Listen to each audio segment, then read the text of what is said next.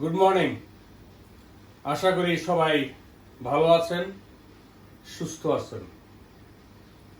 আজকে আমরা English question 2018 total mark 50, অর্থাৎ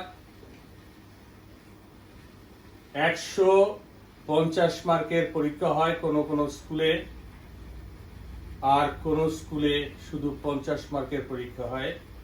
সাবজেক্ট তিনটেই থাকে। আমরা এর পূর্বে 2019-এর 150 মার্কের প্রশ্ন, অঙ্ক, বাংলা, ইংরেজি সলভ করেছি। একই সময় শুধু 50 মার্ক 2019-এর শেষ করেছি, অর্থাৎ বাংলায় 15, ইংরেজি 15, অঙ্কে 20, এটাও শেষ করেছি 2019 কিন্তু আমাদের প্রশ্ন সলভ করা শেষ। 18-র অঙ্ক প্রশ্ন সলভ করেছি। আজকে 2018-র ইংলিশ প্রশ্ন সলভ করব এবং পরে বাংলা করব। 2018-তে ইংরেজিতে 5টা প্রশ্ন ছিল, 1, 2, 3, 4, 5, 5 10 50, এক একটায় 10 মার্ক করেছিল। যেহেতু 50 মার্কের যে পরীক্ষাটা হয় সেখানে একটু প্রশ্ন বেশি থাকে, এর কারণ হলো সেটা শীটে লেখা থাকে প্রশ্নটা, বাচ্চারা শুধু উত্তর লিখে যায়। কিন্তু 15 মার্কের যে পরীক্ষাটা হয় সেখানে প্রশ্ন থেকে প্রশ্ন পড়ে তার উত্তরটা খাতায় লিখতে হয়। যদিও মার্ক কম, কিন্তু পরিশ্রমটা কিন্তু ওখানে বেশি, চিন্তাও ওখানে বেশি। 1 নাম্বার প্রশ্নের উত্তর তাকে দিতে হবে, 2 নাম্বার, 3 নাম্বার কোনোটা বাকি রইল কিনা সেটা দেখতে হবে। কিন্তু এই 50 মার্কের অনেক প্রশ্ন থাকলেও বাচ্চাদের লিখতে কিন্তু তাড়াতাড়ি লিখতে পারে, তবে তার জন্য কিছুটা বুদ্ধি তার মাথার মধ্যে থাকতে হবে। কেমন? যেমন এখানে আছে, rearrange the letters to make a meaningful word. Rearrange করতে হবে, এই লেটারগুলিকে রিঅ্যারেঞ্জ করে লিখতে হবে। আবার 15 মার্কের যে প্রশ্ন ছিল আমরা দেখেছি সেখানে rearrange the jumble letters. Jumble letters আর এখানে লেটার্স, বাচ্চাদের একটু কনফিউশন থাকতে পারে যে ওখানে জাম্বল কেন আর এখানে রিঅ্যারেঞ্জ দ্য লেটার্স। তাহলে আমাদের বুঝতে হবে যে জাম্বল লেটার্স আর লেটার্স, এখানে জাম্বল কথাটা নাই, একই জিনিস। এখানে উল্টা পাল্টা লেখা আছে, আমাকে ঠিক করে লিখতে হবে। এখানে আছে নাম্বার 1 এর এ, P U O D L C N O, এটা লেখা থাকবে আর এখানে একটা ড্যাশ থাকবে। আপনি এটাকে সাজাবেন এবং সেটা, যে শব্দটা আপনি লিখবেন সেটা একটা মিনিংফুল, অর্থপূর্ণ শব্দ হতে হবে। আপনি উল্টাপাল্টা দিয়ে একটা শব্দ বানাই দিলেন, না, হবে না। তার একটা অর্থ থাকতে হবে এবং সেটা গ্রহণযোগ্য হতে হবে। তাহলে এখানে হবে compound, COMPOUND, compound. Number B আছে TAUCNUPITNO,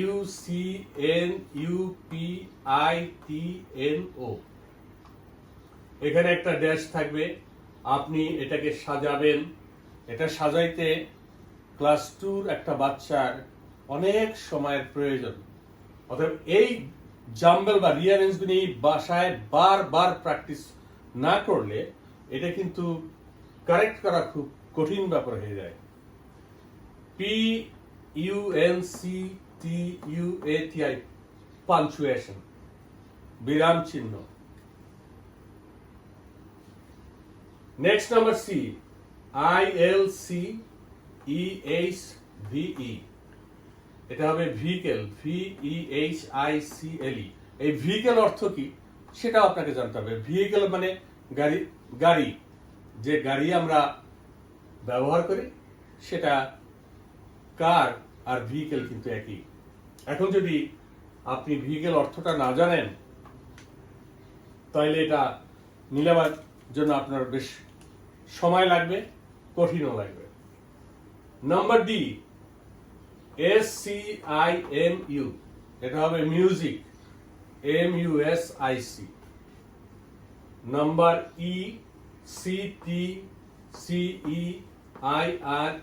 এটা হবে ইলেকট্রিক, ELECTRIC। ক্লিয়ার? তাহলে rearrange the letters to make a meaningful word, এগুলি লিখে আপনাকে বারবার প্র্যাকটিস করতে হবে। বিশেষ করে এখানে কিন্তু বইয়ের ভিতরে শব্দ কিন্তু একটাও নাই, একটাও এই শব্দগুলি আপনার ইংলিশ ফর টুডে বইয়ের পিছনে নাই। অর্থাৎ এগুলি সব বানাই দিয়েছে, যেহেতু আমি পূর্বেই বলেছি সেন্ট জোসেফ স্কুলের প্রশ্নের মধ্যে ইংরেজি বইয়ের কোনো শব্দ আমি অন্তত খুঁজে পাই না। অতএব তাতে কিছু যায় আসে না, সেজন্য আমাদের বিশদভাবে পড়াশোনা করতে হবে। ক্লিয়ার? আপাতত আপনি বইয়ের পিছনে যে সমস্ত বড় বড় শব্দগুলি আছে, কমপ্লিট, আমব্রেলা, ইন্ট্রোডাকশন, ইনফরমেশন ইত্যাদি শব্দগুলি আপনারা শিখবেন, এবং আর বাকিগুলি আমরা শিখে দিয়ে দিছি, সেগুলি আপনারা করবেন। নাম্বার টুটা অত্যন্ত মনোযোগ সহকারে আপনারা লক্ষ্য রাখবেন। এখানে দেখেন, rearrange the letters to make a meaningful sentence. Rearrange the letters to make a meaningful sentence. এখানে হওয়া উচিত ছিল rearrange the words two make a meaningful sentence. যেহেতু প্রশ্নে ছিল তাই কিন্তু আমি এটা ঠিক করি নাই। এখানে ছিল রিঅ্যারেঞ্জ দ্য, এখানে আছে rearrange the letters to make a meaningful sentence. আমি ঠিক করি নাই, কিন্তু আমি বলে দিচ্ছি এখানে হওয়া উচিত ছিল rearrange the words two make a meaningful. Clear? কারণ লেটার্স হলো REARR, এর এক একটা লেটার, আর এটা একটা ওয়ার্ড। এখানে হওয়া উচিত ছিল ওয়ার্ডস। যেহেতু আমি প্রশ্নে পেয়েছি লেটার্স, তাই লেটার্সটাই লিখলাম, কিন্তু কোথায় ভুল আছে সেটা কিন্তু আমি আপনাদের বলে দিয়ে যাচ্ছি। ক্লিয়ার? এখানে ছিল প্রশ্নে আমি যেটা পেয়েছিলাম সেখানে ছিল rearrange the letters to make a meaningful sentence. এখানে হওয়া উচিত ছিল rearrange the words two make a meaningful sentence. Letter দিয়ে তো সেন্টেন্স লেখা যায় না, ওয়ার্ড দিয়ে লিখতে হয়। ক্লিয়ার? এখানে যেমন rearrange the letters to make a meaningful word. Clear? এখানে যে সমস্যাটা বাচ্চারা ফিল করবে সেটা হলো, এখানে আছে must, eat, you, food, your. এখানে কিন্তু প্রত্যেকটা শব্দের পাশে একটা কমা আছে। আব্বা জানারা যখন এটা করেন তখন তারা ঠিকই লিখেন, কিন্তু কমা দিয়ে দেন। যদি কমা দেওয়া হয় সেন্টেন্সটা কেটে দেবে। আপনি এখানে কমা থাকবে, কিন্তু আপনি এখানে কমা দিতে পারবেন না। এখানে আছে must, eat, you, food, your. তাহলে আমরা এখানে কি লিখবো? You must eat your food. এখানে আমরা লিখবো ইউ মাস্ট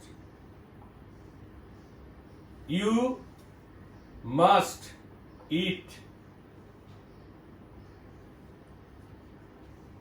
ইউর ফুড, তারপরে একটা ফুল স্টপ দিবেন। এখানে কয়টা আছে এখন আপনি গুনবেন। এখানে কয়টা আছে, কয়টা শব্দ আছে? 1 2 3 4 5।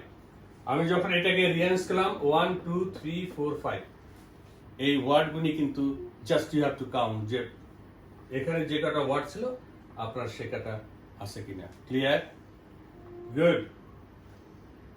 এখানে আমি 5টার মধ্যে 2টো লিখে আপনাদের দেখাবো, শুধু এখানে লিখছি আপনাদের দেখাবার জন্য, আর বাকিগুলি কিন্তু আগে লিখে রেখেছি। যেখানে পোয়েট কমা আছে, হিস কমা সেস দা সিঙ্গিং হার্ট ইস। এ প্রকার সেন্টেন্স শুধু কবিরাই বলতে পারেন। এখানে কি হবে? Poet his says the singing heart is. এখানে হবে the poet says, the poet says, কবি বলছেন। কি বলছেন?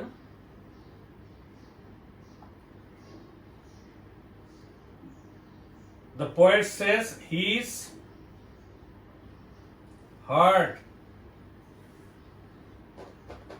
is singing. এখানে কয়টা আছে? 1 2 3 4 5 6 7। আমি লিখলাম 1 2 3 4 5 6 7। The poet says his heart is singing. একমাত্র কবির হার্ট এই গান গাইতে পারে, আপনার আমার হার্ট গান গায় না। এটা কবিদের চিন্তা, আর আপনার চিন্তা আর আমার চিন্তা। কবি তার চোখ দিয়ে যা দেখেন, আপনি আমি তার উল্টাটা দেখি। সেজন্য এই শব্দটা the poet says his heart is singing, এই সেন্টেন্সটা কবিদের বেলায় হতে পারে এবং হয়ও। Right? Good. Number C, day sunny was it was a sunny day. এটা ক্লাস 5 এর ইংলিশ ফর টুডে বইতে এই সেন্টেন্স আছে, ক্লাস 5 এর। Station, the near the man saw I saw the man near the station. Station এর পাশে আমি লোকটাকে দেখেছিলাম। আপনি যখন এই শব্দগুলি দিয়ে সেন্টেন্স তৈরি করবেন, তখন আপনি গুণে দেখবেন যে এখানে কয়টা শব্দ ছিল, আপনি যখন লিখলেন কয়টা শব্দ হয়েছে। ক্লিয়ার? যদি কম হয় বা বেশি হয়, তাহলে বুঝতে হবে আপনার সেন্টেন্সটা সঠিক হয়নি। Okay, number E, right, eat, do, to, know, have, you. You have no right to do it. তোমার এটা করার কোনো অধিকার নেই, তুমি এটা করতে পারো না। ক্লিয়ার? ওকে, নাও লেট আস সি নাম্বার 3। এবার আমরা 3 নম্বরে আসি। Make sentences with the following ওয়ার্ডস। এই শব্দগুলি দিয়ে আমরা make sentence করব। make sentences with the following words. এখানে আছে ট্রান্সপোর্ট, কটন, পেট, সুপারম্যান, ব্ল্যাকস্মিথ। আমি যে মেক সেন্টেন্সগুলি করেছি, এটাই যে আপনার করতে হবে তার কোনো মানে নেই। আপনি নিজে বানাইয়া এটা করতে পারেন। যেমন transport system of our country is not good. আমাদের দেশের যে এই ট্রান্সপোর্ট সিস্টেমটা, যে গাড়ি এখান থেকে ওখানে যায়, ওখান থেকে এখানে যায়, এইগুলি খুব একটা ভালো সিস্টেম না। কটন, তুলা, we need cotton to make a pillow. বালিশ তৈরি করার জন্য আমাদের কি দরকার? কটন দরকার। আপনি যদি বলেন কটন ইজ ভেরি সফট, তাও হবে। Pet, I have a pet cat, pet পোষা, আমার একটা পোষা বিড়াল আছে। সুপারম্যান, এটা আপনারা সবাই সুপারম্যান সম্পর্কে জানেন। সুপারম্যান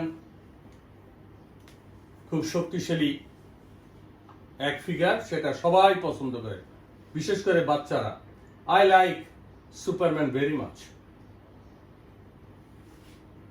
ব্ল্যাকস্মিথ, এই শব্দটাও ক্লাস 5-এর ইংলিশ ফর টুডে বইতে আছে।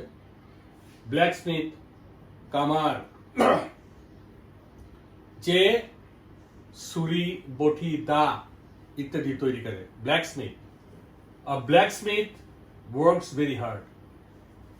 কামার, যে কাজ করে, খুব কঠিন কাজ। ক্লিয়ার? এই শব্দগুলি দিয়ে আপনি মেক সেন্টেন্স নিজেই করবেন। Number 4, translate into English. Bangla থাকবে, আপনি ইংলিশ করবেন। লোকটির অনেক সম্পত্তি আছে। The man has much property. এখানে এই সম্পত্তি হচ্ছে জমি জমার কথা বলা হয়েছে।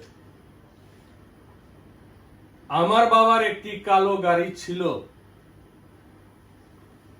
টেন্স যদি চলে আসি, তাহলে আমাকে আমি যদি জিজ্ঞাসা করি আমার বাবার একটি কালো গাড়ি ছিল,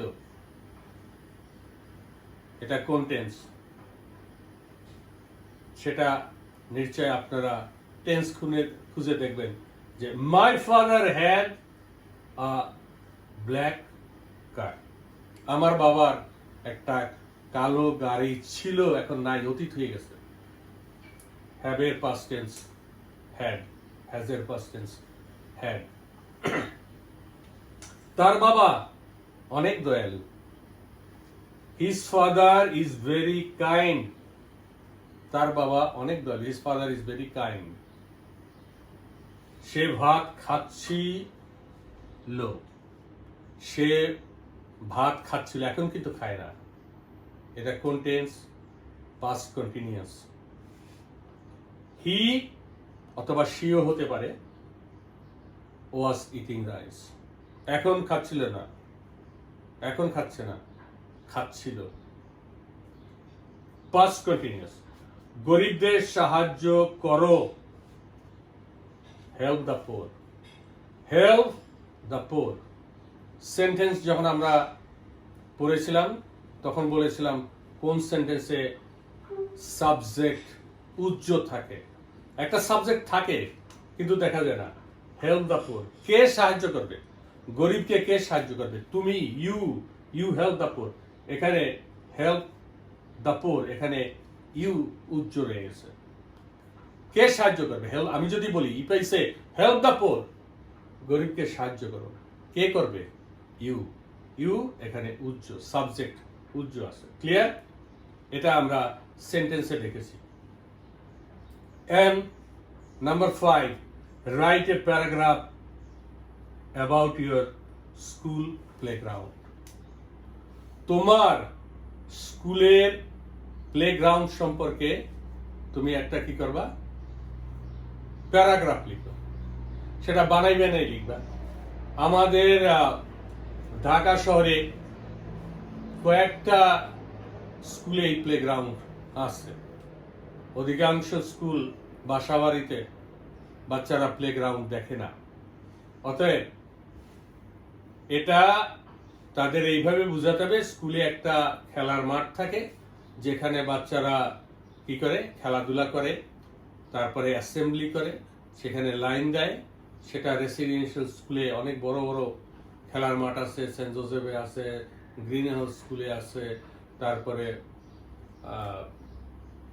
আরো যে সমস্ত বড় বড় স্কুল সেখানে আছে। কিন্তু ছোট ছোট স্কুলে সেখানে কোনো অ্যাসেম্বলি করার জায়গা নেই, আর খেলার মাঠ সম্পর্কেও কোনো ধারণা বাচ্চাদের নাই। অতএব এ প্রকার ধারণাটা আমাদের দিতে হবে যে স্কুলে একটা খেলার মাঠ থাকে, সেই খেলার মাঠে বাচ্চারা খেলাধুলা করে, অ্যাসেম্বলি করতে। তাহলে এখানে বলছে যে তোমার স্কুলের খেলার প্লেগ্রাউন্ড যেখানে তুমি খেলো, তখন তুমি লিখবা তোমার স্কুলে there is a playground in our school. It is very big. We play there football, cricket, basketball, and many other games. There are many trees around our school playground. We should keep our playground neat and clean. এই প্রকার সুন্দর করে বানিয়ে আপনি লিখবেন। যদিও এটা আমি শীটে দিয়ে দিছি, আপনারা প্যারাগ্রাফ শীটটা ভালো করে পড়বেন, তাহলে এগুলি কিন্তু আপনাদের জন্য খুব একটা কঠিন হবে না। আমি বারবার বলেছি যে প্রত্যেক দিনের পড়া প্রত্যেক দিন আপনাদের করতে হবে। আমি সিলেবাস অনুযায়ী আপনাদের সেলফ রিডিং এর জন্য বই তৈরি করছি। এগুলি বই তৈরি করার কথা না, আমি এই শীটগুলি ক্লাসে বাচ্চাদের পড়াতাম, তারপরে যেটা দেওয়ার প্রয়োজন আমি দিয়ে দিতাম। যেহেতু ক্লাস করতে পারতেছি না, তাই এগুলি উত্তর সহকারে সিলেবাস অনুযায়ী আমি এগুলি রেডি করে আপনাদের দিয়েছি। আপনারা 8 পর্যন্ত বই কোচিং থেকে সংগ্রহ করবেন এবং সেলফ রিডিং বাসায় পড়বেন। এবং প্রশ্ন, অনেক বাচ্চারা প্রশ্ন বুঝে না, সময় সম্পর্কে তাদের জ্ঞান নাই, সময় সম্পর্কে বুঝে না, সেজন্য ভালো ছাত্র অনেক সময় এই অ্যাডমিশন টেস্টে টিকে না। অনেক বাবা মা বলবেন ওই বাচ্চাটা তো ভালো ছিল না, কিন্তু ও চান্স পেল, আমারটা তো ভালো ছিল, চান্স পায় নাই। এর অনেক কারণ আছে। যে বাচ্চা সবসময় খারাপ করছে কিন্তু পরীক্ষার হলে গিয়ে ঠিকই সে আসল জিনিসটা লিখে ফেলছে, কিন্তু ভালোটা সে প্রশ্ন বুঝে নেয় বা প্রশ্ন ধরন বুঝে নেয়, লিখতে পারে। আমি যতগুলি ক্লাস করব এই প্রশ্নের ধরন নিয়ে, ইম্পর্টেন্ট কোশ্চেন নিয়ে আলোচনা করব। আর আপনারা বই থেকে সেলফ রিডিং এর জন্য প্রত্যেক দিনের পড়া প্রত্যেক দিন পড়তে হবে। যদিও আমাদের এখন করোনা ভাইরাস নিয়ে আমাদের একটা উদ্বিগ্নতা রয়েছে, কোনো এক সময় এটা থাকবে না, আর স্কুলে ভর্তি পরীক্ষা হবেই। অতএব আপনারা প্রতিদিনের পড়া প্রতিদিন করবেন। মনে রাখবেন, করোনা কিন্তু আমাদের ছাড়েনি। 20 সেকেন্ড হাত ধুবেন সাবান দিয়ে, বাবা মার কথা শুনবেন, ক্লাসগুলি দেখবেন, প্র্যাকটিস করবেন। আগামী ক্লাস আমাদের বাংলা একদিনে শেষ করতে পারবো না, অনেক প্রশ্ন, অর্ধেক। ভালো থাকবেন, আবার দেখা হবে। ধন্যবাদ।